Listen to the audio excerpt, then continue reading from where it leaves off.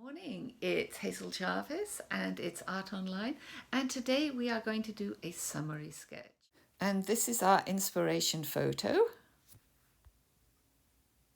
and our very quick thumbnail. And finally, our very loose first rough draft. But before we start, I decide to add one more beehive at the focal point. Drawing in the beehives with a coloured pencil.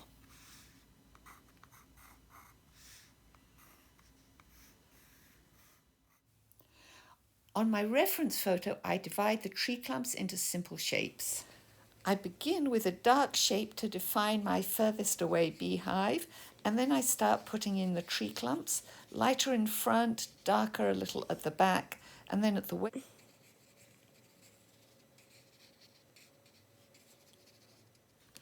And using a nice summery spring yellow-green for the field in front.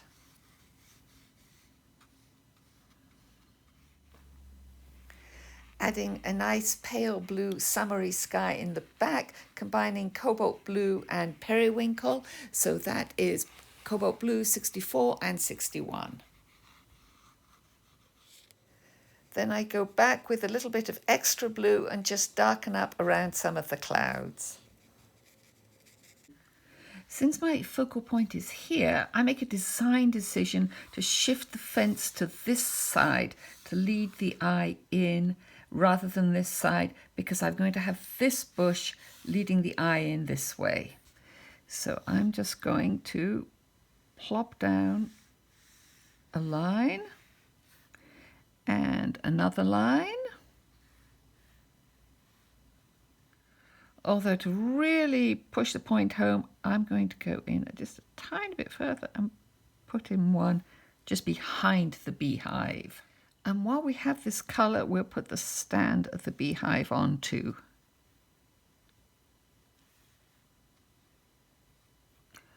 So that's basically like a little stool.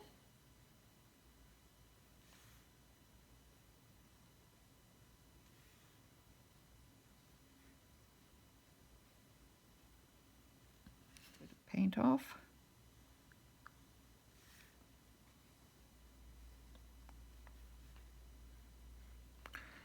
And I'm also going to just put the lid in,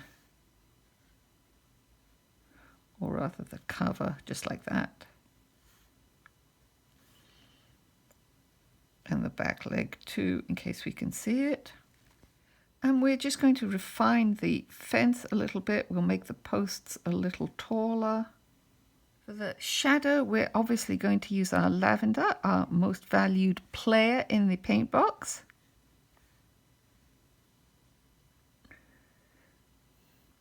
And this can be a little wider than the actual fence. And we'll also put in the shadow that the hives cast. And the shadow of some of the trees and the bushes over here.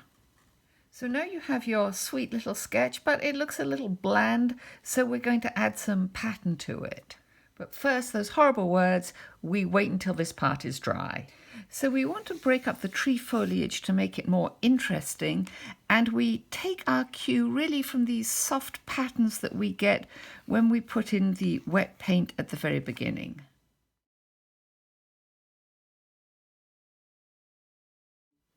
I want my trees that are furthest away to be lightest, so I don't want to put in too much paint, but I'm just going to create some keyholes in the sky, and I'm just going to create a little bit of texture because I want to suggest the leaves in the back. I'm going to add some darker foliage or some darker bushes down over here. Again, my goal is just to sort of bring the eye up toward my focal point. If I've got small dots here, I'm going to vary the pattern that I put on the leaves over here. So I'm going to make them just a little bit boxier. I want to get rid of the whites here because they're too contrasty, and I've got trees in front of trees, so we wouldn't have white there anyway. So we'll go back in and we'll put in a little bit of darker green. We'll go a tiny bit darker here still, and you can mix a little bit of purple in with your green, and that gives you often a really nice dark green. I'm going to do more over here. So you'll keep building up the background greens until you feel like you've got a nice combination of shape and texture. The bushes over here, and we're going to point our foliage in towards our beehives.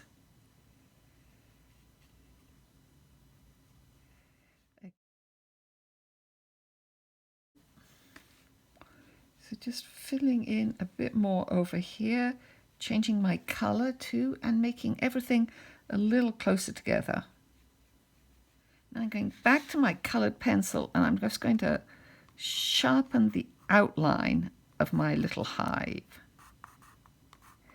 And I love this turquoise color, but any color will do, or you could even do pencil too, but I'm in the mood for colour since I want a sunny day. I'm mixing my Van Dyke Brown 47 with my Periwinkle 61, and I'm just going to put a little bit more colour and a little bit more definition onto my fence.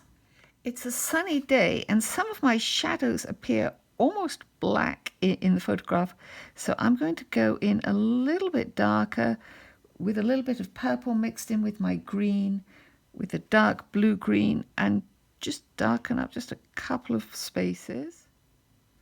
So because it's a sunny day, we're going to just speck in some yellow flowers, just with a little bit of a dot. And there you have a beautiful afternoon, a beautiful sketch, and hopefully you also have a thriving bee colony. So I hope you've enjoyed this exercise using a limited palette and plenty of greens, and hopefully the weather will warm up, it'll be summer soon, and we can be outside sketching.